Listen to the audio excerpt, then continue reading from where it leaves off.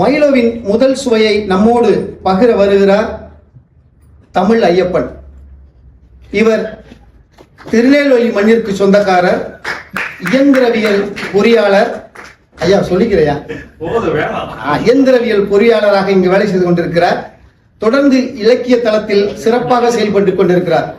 இவரது படைப்புகள் சமூக ஊடகங்களிலும் அண்மை காலமாக தமிழ் முரசிலும் சிறுகதை தொடர்ந்து வெளிவந்து கொண்டிருக்கிறது.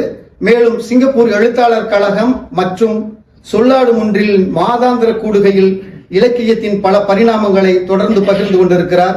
வாருங்கள் தம்பி, மைலோவை பற்றி தங்களது அறிமுகத்தை தாருங்கள்.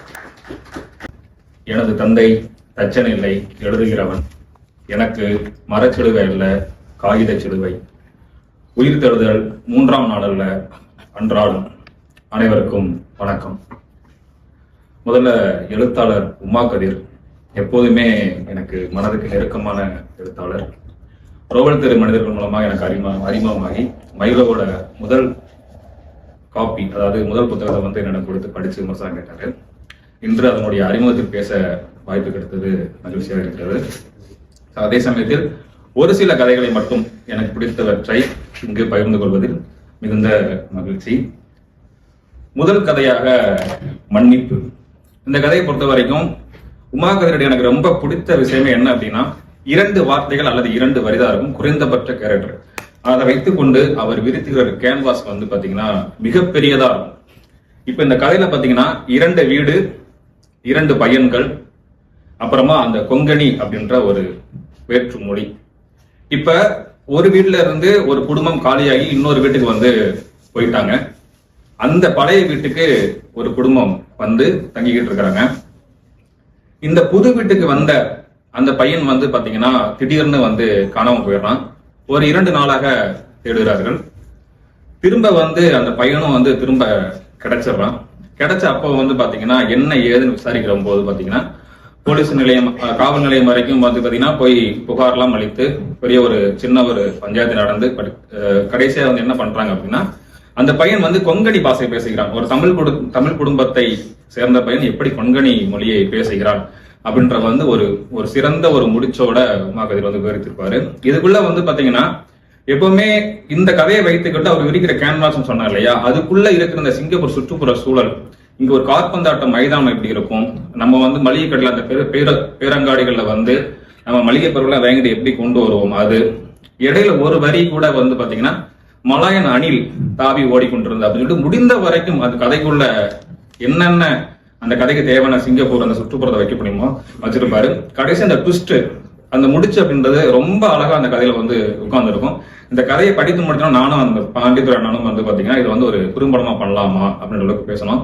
தி ஜானகிராமன் வந்து ஒரு சிறுகதை பற்றி சொல்லும் போது சொல்லுவாரு, கதை ஆரம்பத்தில இருந்து முடிகிற வரைக்கும் பாத்தீங்கன்னா ஒரு கயரை திருக்குவதை போல போய்கொண்டே இருக்க வேண்டும், பட்டென்று இறுதியில் தெரிக்க வேண்டும் அப்படின்னு சொல்லுவாரு. அந்த இதுக்கு வந்து பாத்தீங்கன்னா அந்த சிறுகதை வந்து ஒரு சிறப்பான ஒரு உதாரணமான கதை. அடுத்த கதை மறுமை. இது வந்து ஒரு உண்மை சம்பவத்தை அடிப்படையாக கொண்ட கதை.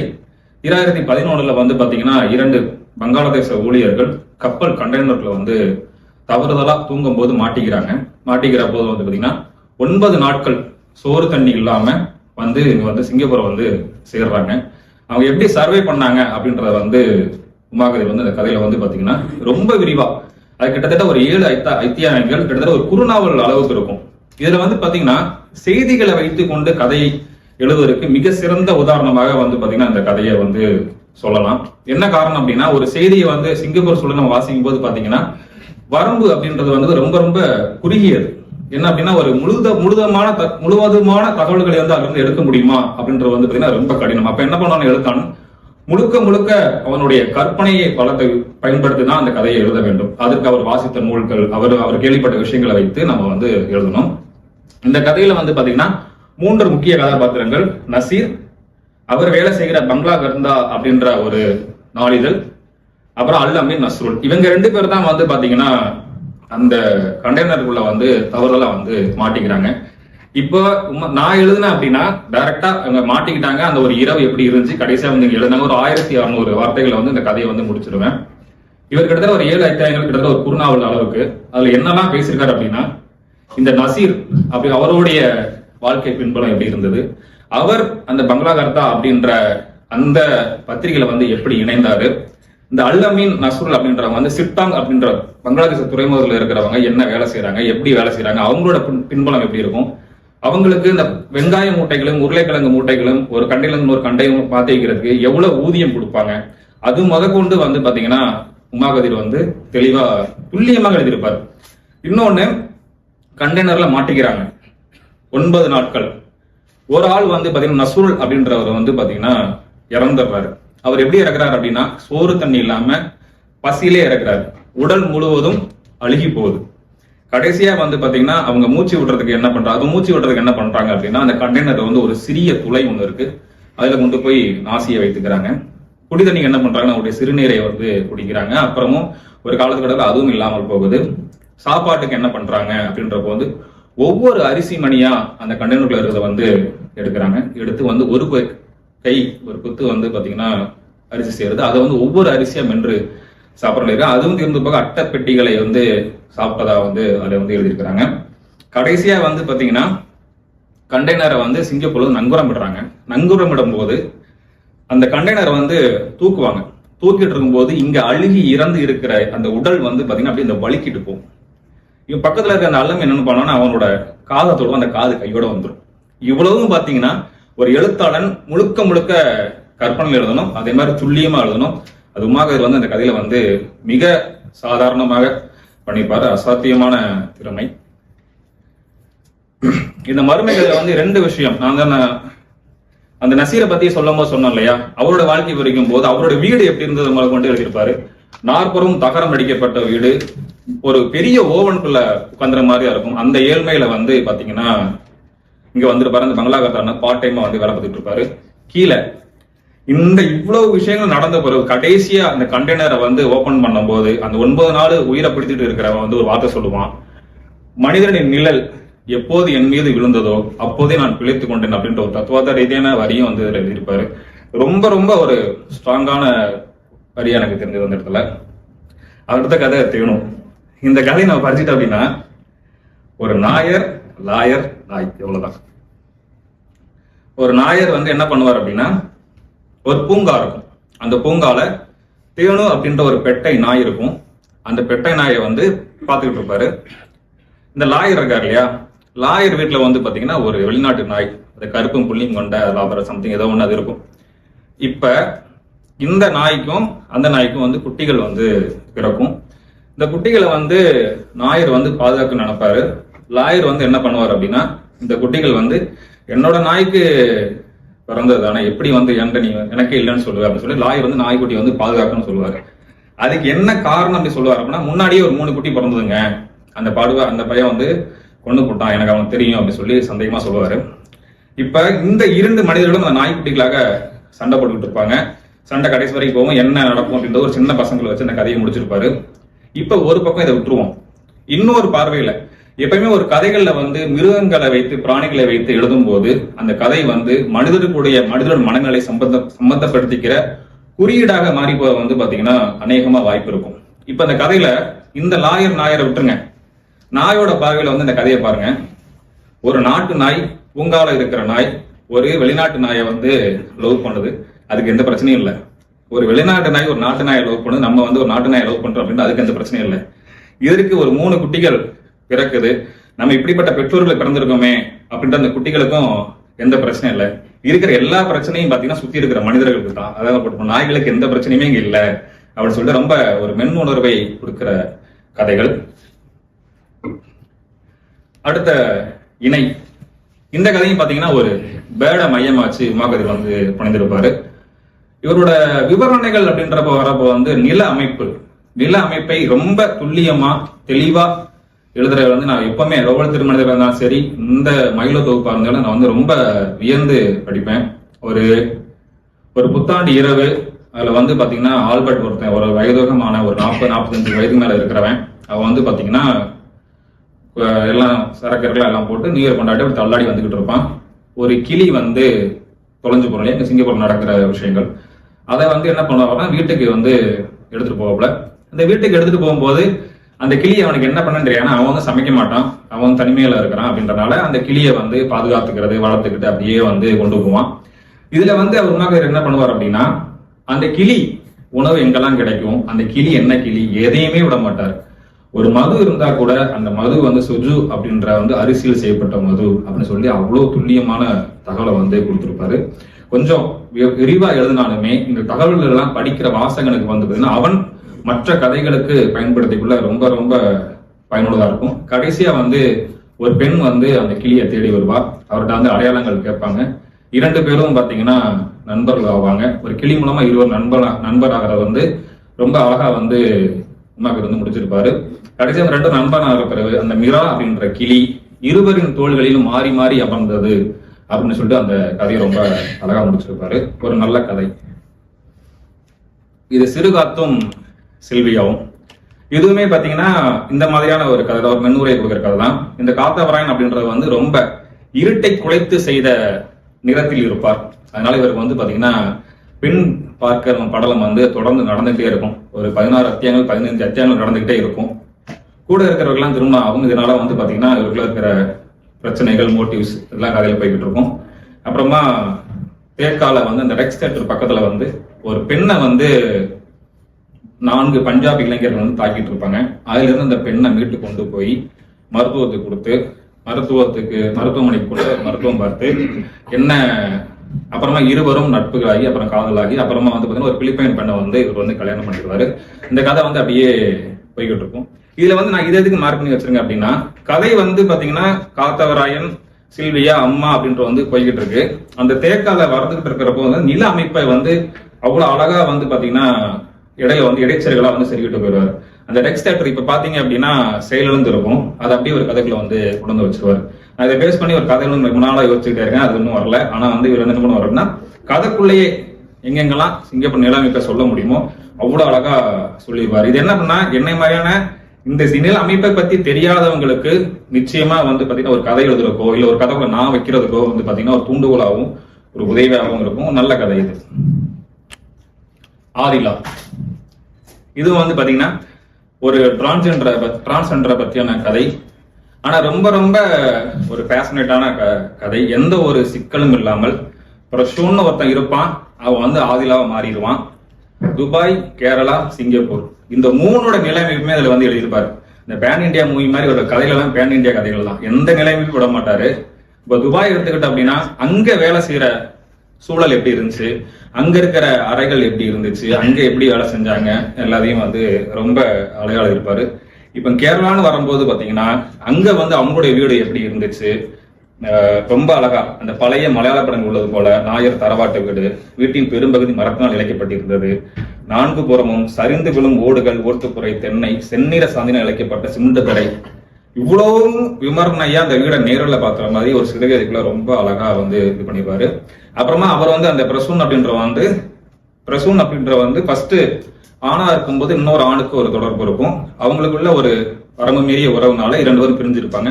அப்புறமா அவனே பாத்தீங்கன்னா பிரசூன் அப்படின்ற ஆதிலான்னு மாறின அப்புறம் இந்த ஆணை வந்து சந்திக்கிறதுக்கு வந்து சிங்கப்பூர் வருவான். இதையும் ரொம்ப மெச்சூர்டா வந்து இந்த கதையில வந்து அழகா எழுதியிருப்பாரு. இந்த கதையை இப்படி ஹேண்டில் பண்ணது வந்து பாத்தீங்கன்னா எனக்கு ரொம்ப பிடிச்சிருந்துச்சு. கடைசியா அந்த பெண் வந்து எனக்கு எப்பவுமே நீ ஸ்பெஷல் அப்படின்னு சொல்லிட்டு போவாங்க. அதுவும் நல்லா இருந்துச்சு அந்த கதை. ஓகே, உப்பிலி இந்த கதையை வந்து கதை வந்து பெஸ்ட் கண்டென்ட், ரொம்ப டெம்ப்டிங்கா இருக்கும். கதை நாயகன் வந்து இங்க பனிச்சுமை பொறுக்க மாட்டாம எப்படியாவது நம்ம வந்து இங்க இருந்து தப்பிச்சு சென்னைக்கு போயிடணும் ஒருத்த உட்காந்துருப்பான் சாங்கி கடற்கரையில. உப்பிலி அப்படின்ற சட்டாநாதன் அப்படின்ற ஒரு நபர் முதியோர் பராமரிப்பு இல்லத்திலிருந்து தப்பிச்சு அந்த டோர் திறக்கும் நேரம் சமயம் தப்பிச்சு வந்து வெளியே வந்திருப்பாரு. செல்வி அப்படின்ற ஒரு பெண், அந்த பெண் வந்து அந்த முதியோர் பராமரிப்பு இல்லத்துல இருக்கிற தாதி. இப்ப இவன் வந்து வேலை சுமையினால சென்னை கொண்டு உட்காந்துருக்கான்.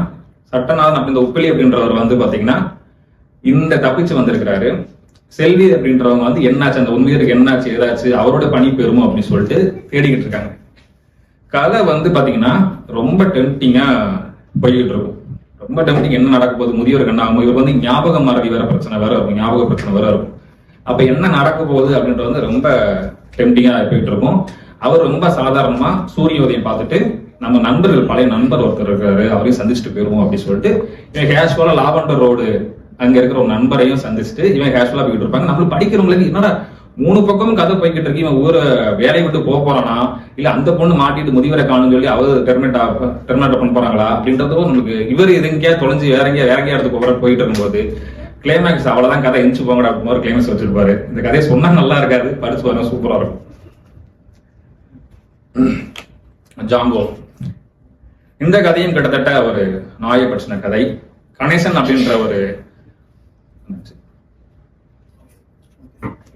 கணேசன் அப்படின்ற ஒரு நபர், அவருடைய மகன் வந்து லண்டன்ல இருப்பாரு. அந்த லண்டன்ல இருந்து வெளிநாட்டுல இருந்து சென்னைக்கு வந்து வருவாரு. வரும்போது அவருடைய பேரனுக்காக வந்து பாத்தீங்கன்னா ஒரு நாய் பிடிக்கும். இதுலயுமே பாத்தீங்கன்னா அந்த வீட்டை பத்தி எழுதும் போது, தெருவை பத்தி எழுதும் போது எல்லாமே ரொம்ப ரொம்ப துல்லியமா, அதாவது இதை பார்த்துட்டு நீங்க தைரியமா இன்னொரு கதையில வந்து பாத்தீங்கன்னா இந்த வீடு இப்படிதான் இருந்துச்சு நீங்க இன்னொரு வீடு எழுதலாம், அந்த அளவுக்கு ரொம்ப துல்லியமா எழுதிருப்பாரு. கடைசியா என்ன பண்ணுவார் அப்படின்னா இந்த பேரனுக்காக ஒரு நாய்க்குட்டி வாங்குவாரு. அந்த நாய்க்குட்டி வந்து ஜாங்கோ அப்படின்னு சொல்லிட்டு பேர் வைப்பாரு. இந்த பேரன் வந்து ஒரு 4 நாள் அந்த குட்டி கூட வந்து விளாண்டுட்டே இருப்பான். திரும்ப வந்து லண்டன் போற சூழ்நிலை வரும். அந்த நாயை வந்து எடுத்துட்டு போக முடியாது. அப்ப வந்து நாய் என்ன பண்றது, ஏர்போர்ட்ல கொண்டு போக முடியாது, நாயை விட்டுட்டு போயிருவாங்க. அந்த நாய் வந்து ரொம்ப சோறு விட்டு இருக்கும். அப்படி இருக்கப்போ வந்து பாத்தீங்கன்னா ஒரு 2 நாட்கள்ல அந்த நாயை வந்து திருடிட்டு போயிருவாங்க. அது யாரு அப்படின்னு சொல்லிட்டு பாக்குறப்போ வந்து பாத்தீங்கன்னா இன்னொரு ஆள் வந்து ஒரு டாடாக்ஸ்ல குட்டியான வந்து தூக்கிட்டு போயிருப்பாங்க.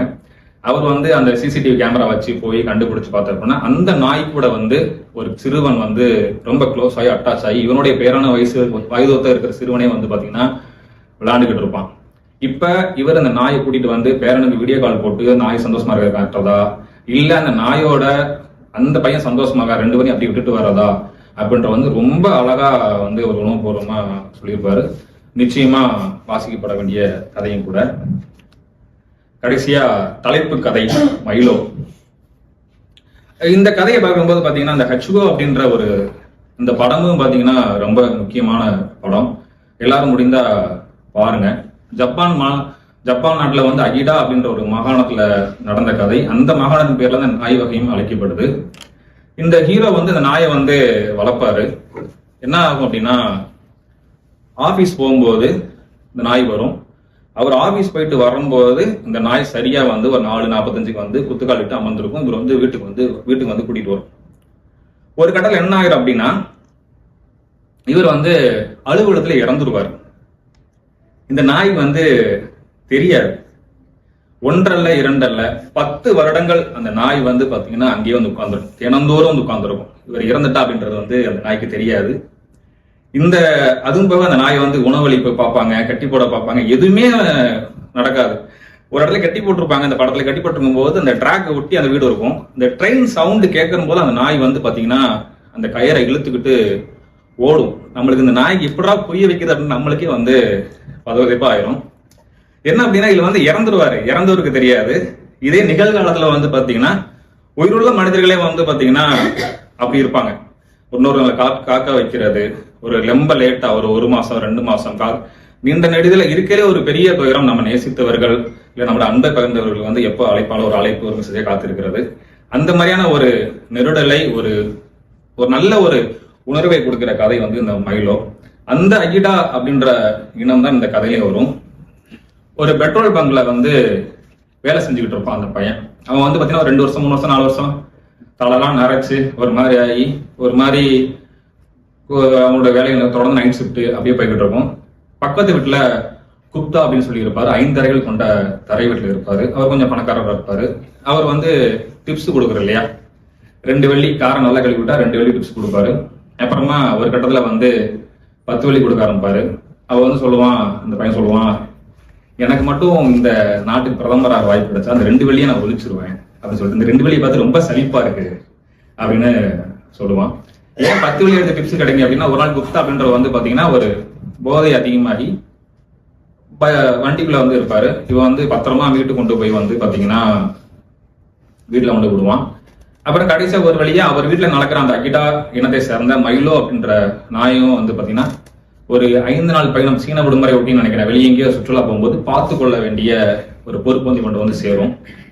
சேரும்போது இவன் வந்து அந்த நாய் வந்து எப்படி பார்த்துக்கிட்டான் அப்படின்னு சொல்லிட்டு, அந்த நாய்க்கு பார்த்தீங்கன்னா என்ன சாப்பாடு எல்லாம் வந்து பார்த்தீங்கன்னா அட்டவணை போட்டிருக்கும். பெரிய பெரிய மூட்டைகளில், அரிசி மூட்டைகளில் வண்ண வண்ணமான உணவுகள். அதை எப்போ நகைவெட்ட கூட்டிட்டு போகணும், எப்போ முடிவெட்ட கூட்டிட்டு போகணும். அவன் நினைப்பான், இந்த நிமிடத்துல வந்து எனக்கு ஒரு ஆசை இருந்துச்சு அப்படின்னா நான் வந்து நாயாக தான் மாறணும் அப்படின்னு சொல்லி நினைப்பேன். அந்த அளவுக்கு அந்த நாயை பார்த்துக்கிற நீச்சல் குளத்துக்கு மருத்துவருக்கு எல்லாமே இருக்கும். ஆனா இவன் அந்த நாய் கூட எப்படி இருப்பான் அப்படின்னா ஒன்னாமனா இருப்பான். அவன் சாப்பிட்றதே இவனும் சாப்பிடுவான்.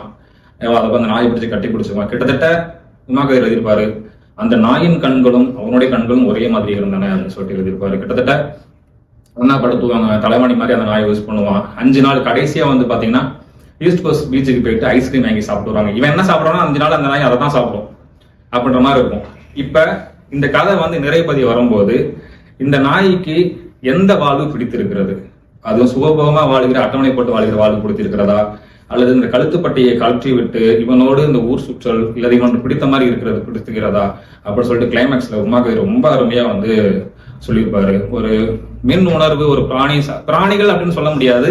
இது அந்த கதையை அப்படியே வந்து பாத்தீங்கன்னா நம்ம குறியீட்டு கதையை எடுத்துக்கிட்டு மனிதர்களோட அழகா வந்து பொருத்தி பார்த்துக்கலாம். அந்த மாதிரியான ஒரு கதை.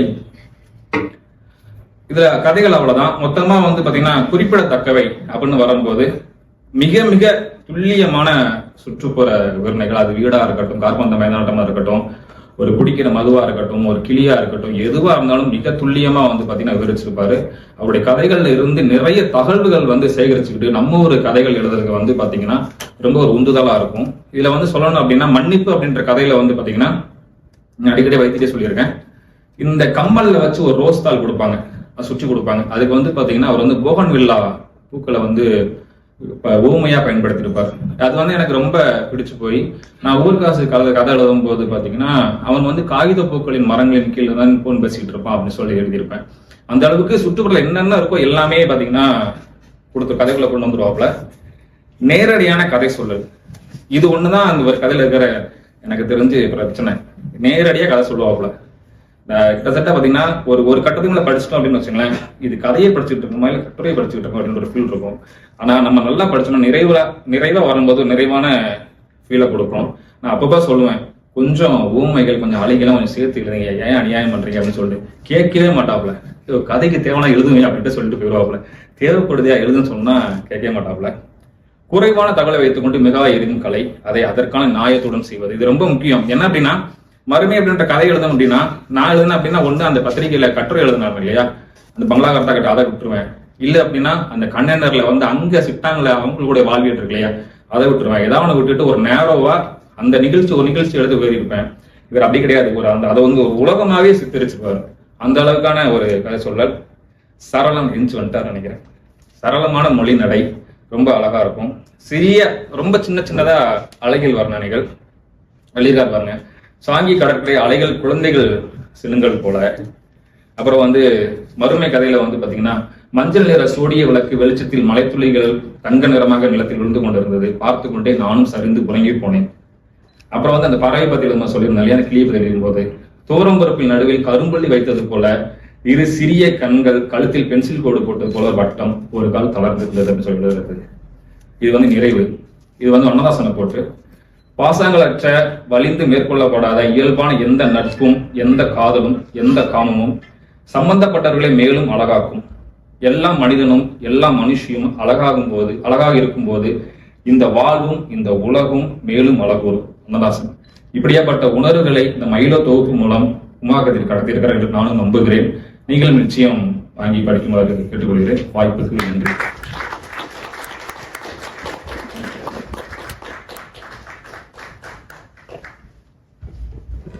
ஒரு சிறுகதை என்பது கயிறை தளர்வில்லாத முறுக்குகின்ற கயிறாகி கடைசியில் திரிக்க வேண்டும் என்று ஆரம்பித்து வண்ணதாசனோடு நிறைவு செய்திருக்கின்ற தமிழ் ஐயப்பன் பான் இந்தியா, இடையில பான் இந்தியா கதை எங்கெல்லாம் போகுது அப்படின்னு ரொம்ப துல்லியமாகவும் அழகாகவும் நம்ம எல்லாத்துக்குமே வந்து சிறப்பா வந்து நூலை வந்து அறிமுகம் செய்திருக்கிறார். அவருக்கு மீண்டும் ஒரு பலத்தை